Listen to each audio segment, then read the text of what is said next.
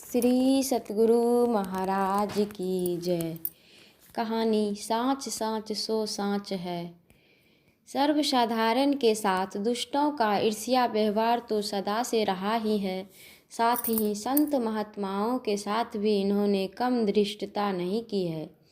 बौद्ध कालिक एक अत्यंत रोमांचकारी कहानी है कि जब भगवान बुद्ध के सिद्धत्व की प्रख्याति दूर दूर तक फैल गई और लोग उनको तथा उनके भिक्षु संघ को पूज्य दृष्टि से देखने लगे, उन्हें चीवर, पिंडपात और ग्लान प्रत्यय देकर सत्कार आदि करने लगे, तो दूसरे मत के साधु लोग, जिनका कोई आदर सत्कार आदि नहीं करते, बौद्ध भिक्षुओं से ईर्ष्या भाव कर मन ही मन जलने लगे। उनकी यह जलन दिनानुदिन बढ़ती ही गई। एक समय की बात है कि भगवान बुद्ध श्रावस्ती में अनाथ पिंडिक के जेतवन में विहार कर रहे थे। दूसरे मत के दुष्ट साधुओं ने जहाँ सुंदरी नाम की परिव्राजिका रहती थी, वहाँ जाकर कहा, बहन, मुझ भाइयों की तुम कुछ भलाई कर सकती हो। बेचारी सरला सुंदरी दुष्टों की दुष्ट प्रकृति से बिल्कुल अनभिज्ञ थी।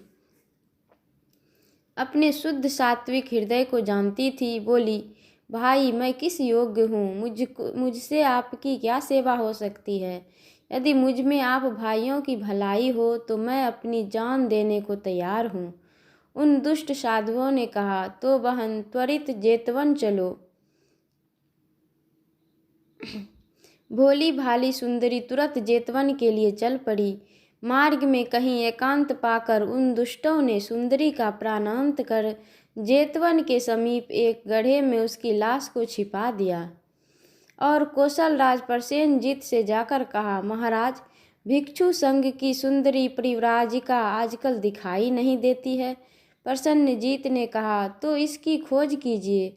दुष्ट साधु जेतवन के निकट जाकर उस गड्ढे से उक्त लाश को निकालकर बांस के ठट्ठर पर उठाकर श्रावस्ती लाए और उसे एक गली से दूसरी गली और एक चौराहे से दूसरे चौराहे पर ले जाकर लोगों को दिखाने लगे और यह कहकर भड़काने लगे कि भाइयों, बौद्ध भिक्षुओं, शक्य पुत्रों की करतूत देखो। यह बौद्ध भिक्षु कितने निर्लज हैं, दुःशील हैं, पापी हैं, झूठे हैं, व्यभिचारी हैं। लोग इन्हें महात्मा, धर्मात्मा, संयमी, ब्रह्मचारी, सच्चे शीलवान, पुण्यवान समझ बैठे हैं।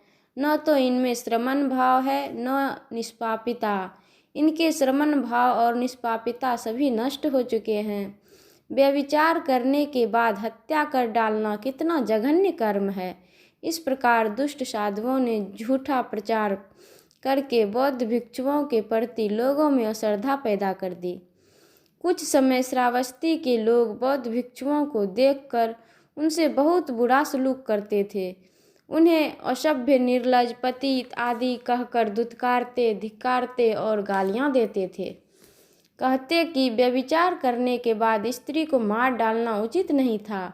ऐसी विषम परिस्थिति को देख कुछ बौद्ध भिक्षु भगवान बुद्ध के पास गए और उनका अभिवादन कर निवेदन किया कि भंते, आजकल श्रावस्ती के लोग भिक्षुओं को देखकर उन्हें ओछी बातें कहते हैं।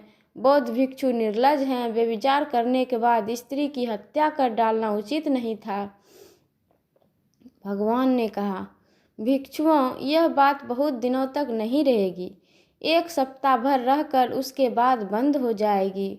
और जो भिक्षुओं को देखकर गालियां दे, उन्हें तुम लोग इस गाथा से उत्तर दो, झूठ बोलने वाले नरक में जाते हैं, और वे भी जो कि करके कहते हैं, मैंने नहीं किया।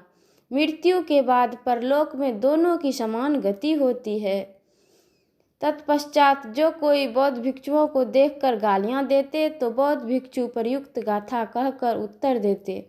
बौद्ध भिक्षुओं के मुंह से इस तरह की बातें सुनकर लोगों के मन में हुआ कि इन भिक्षुओं ने ऐसा कर्म नहीं किया होगा। ये लोग बराबर सौगंध खाते हैं। धीरे धीरे एक सप्ताह में यह बात समाप्त हो गई। लोगों को विश्वास हो गया कि बौद्ध भिक्षुओं का यह काम नहीं है। भिक्षुओं के प्रति लोगों में पुनः पूर्ववत श्रद्धा पैदा हो गई और फिर वे लोग उनका आदर सत्कार आदि करने लगे। दुष्टों के मुंह पर अमिट कालिमा लगी। तुलसी जे कीरति चहिही पर कीरति खोई, तिनके मुँह मसी लागी है मिट्टी है न मरहि धोई। गोस्वामी तुलसीदास। दुष्टों ने मच्छंदर नाथ जी पर व्यभिचार का दोष मढ़ा था, किंतु संतों ने ठीक ही कहा है। साँच साँच सो साँच है, झूठ कांच का कांच। श्री सतगुरु महाराज की जय। यह प्रवचन शांति संदेश पत्रिका में अप्रैल 1990 ईस्वी में प्रकाशित हुआ था। श्री सतगुरु महाराज की जय।